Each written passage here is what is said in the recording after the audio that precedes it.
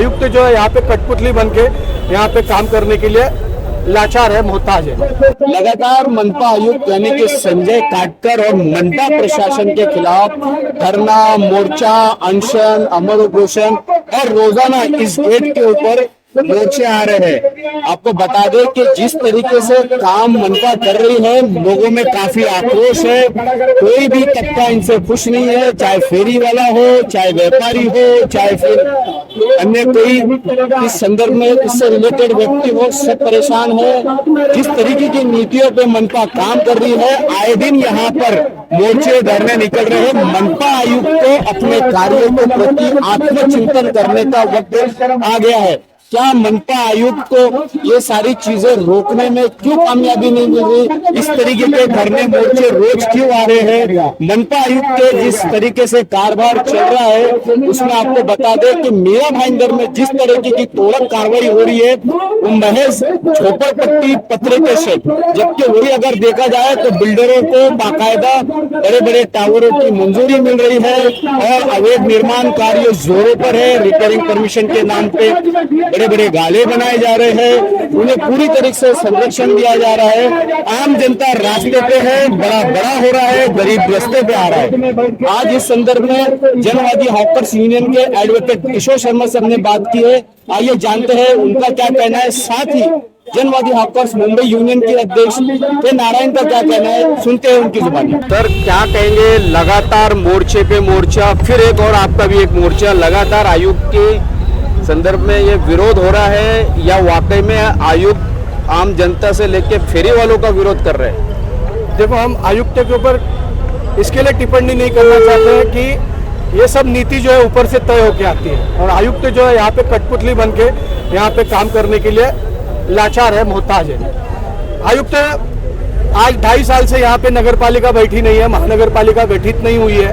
ये किसका पाप है? ये पाप जो है राज्य सरकार का है। राज्य सरकार ने यहाँ के जमहूरियत को, यहाँ पे लोकशाही को खत्म करके बैठा है और यहाँ का आमदार जो प्रतिनिधि है वो चाहता नहीं है कि यहाँ पे इलेक्शन हो जाए। ये तो सबसे बड़ी बात, तो ये तो बड़ा मुद्दा है। तो अभी नाकामयाबी तो है, यहाँ पे इतने लोग आए हुए हैं, लगभग हमारे यहाँ जनवादी हॉकर सभा का इतना जो लोग आए हैं, इससे प्रतीत हो रहा है कि कुछ ठीक नहीं है, सब नया कुछ तो गड़बड़ है। आपकी क्या मांग क्या है और क्या बात हुई, किससे हुई? अभी हम लोगों ने जब मोर्चा लेके गए तो वहाँ के एडिशनल कमिश्नर जो है संभाजी पानपट्टे, उन्होंने हमारा शिष्टमंडल का जो है एक्सेप्टेंस किया और बातचीत हो गई। बातचीत के दौरान हमने उनको फेरी वालों के मुद्दे के ऊपर जो है उन लोगों को हमने प्रश्न पूछे हैं और प्रश्न के ऊपर उनके कुछ बातें उन्होंने कही है कि वो टेक्निकल इशू है, उसके हिसाब से जो है आयुक्त के पास उन्होंने हमको गुरुवार 4 बजे के करीब हम लोगों को ये दिया है आमंत्रण, मतलब बोला है कि आप 4 बजे आके कुछ चीज़ें जो है आप डिस्कस कर लो। और वो चाहते हैं, मतलब उनका एक सेकेंड इन कमांड है, तो वो चाहते हैं कि हम फेरी वालों के लिए एक वेंडिंग जोन जो है, वो वेंडिंग जोन सब जगह के ऊपर निर्माण करने के पीछे लगे।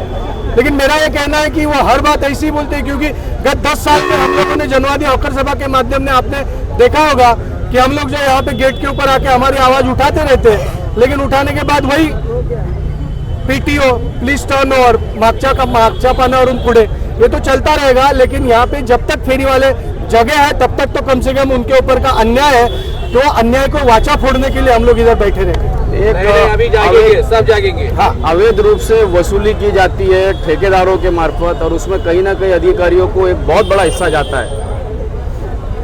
अभी हिस्सा इसके लिए जा रहा है कि यहाँ पे जो है चोर मौसेरे भाई है, यहाँ पे किसको पड़ी है, बड़ी गाड़ी रकम ये लोग लेके इधर सैलरी पा रहे हैं और यहाँ के जो है पॉलिटिकल बॉसेस, पॉलिटिकल लीडर्स, वो चाहते नहीं है कि फेरी वालों का भला हो, फेरी वालों का घर जो है वो चकाचौंध हो जाए, उनके बच्चे बाल बच्चे जो है वो पढ़ लिख के इस देश को मजबूत करे, इस देश को एक सही राह के ऊपर लेके जाए। तो ये जो है लूट खसोट की सरकार है और होने वाली है। जब तक आवाज नहीं करेगा तब तक तो होता रहेगा। और आपको बता दूं मैं, वही 79 रुपया जो ये लोग फेरी वालों से रोज जो है ये जिजिया कर बोलते हैं, बारिश गिरे न गिरे इनको 79 रुपये देना है। वो कहीं के ऊपर जो है कि आमदार के कहने के ऊपर 70 रुपया, किसी के ऊपर 50 रुपया, ये जो बंदरबाट है, ये बंदरबाट बहुत गलत है, इसकी हम कड़ी निंदा करते हैं। ये फेरी वालों के लिए देते क्या है? ना कोई सुविधा दे रहे, ना कोई शौचालय दे रहे, ना कोई वहाँ पे फर्स्ट एड की सुविधा है। कानून तो ये लोगों को मालूम है, लेकिन कानून का अमलीकरण किधर हो रहा है? कानून का इम्प्लीमेंटेशन होना चाहिए, कानून के हिसाब से फेरी वालों को जो है व्यवस्थित गठित करना चाहिए, ये नहीं कर पा रहे। विल फाइंड अ वे, इनके पास पॉलिटिकल विल ही नहीं है, इनको इच्छा ही नहीं है। जब इच्छा रहेगी तो ये लोग आएंगे नहीं। आज मैं खुद जो है वो कानून का एक ज्ञाता हूँ, लेकिन मुझे आना पड़ रहा है क्योंकि मेरे सामने अन्याय हो रहा है, अत्याचार हो रहा है। तो इनका नेतृत्व करेगा कौन?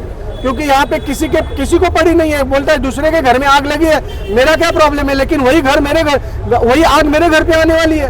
बाजू के कमरे में लाश गिरी हुई है और मैं बोलूंगा कि वो लाश गिरी है, मेरा क्या है? लेकिन जब वो बदबू आएगी तो मुझे ही परेशान करेगी। वैसा इस समाज के अंदर एक एक तबके को जो है जबरन जो है मारा जा रहा है, जबरन जो है उसका शोषण किया जा रहा है। और वो शोषण कितने दिन तक हम लोग सहेंगे, कितने दिन तक चुप रहेंगे?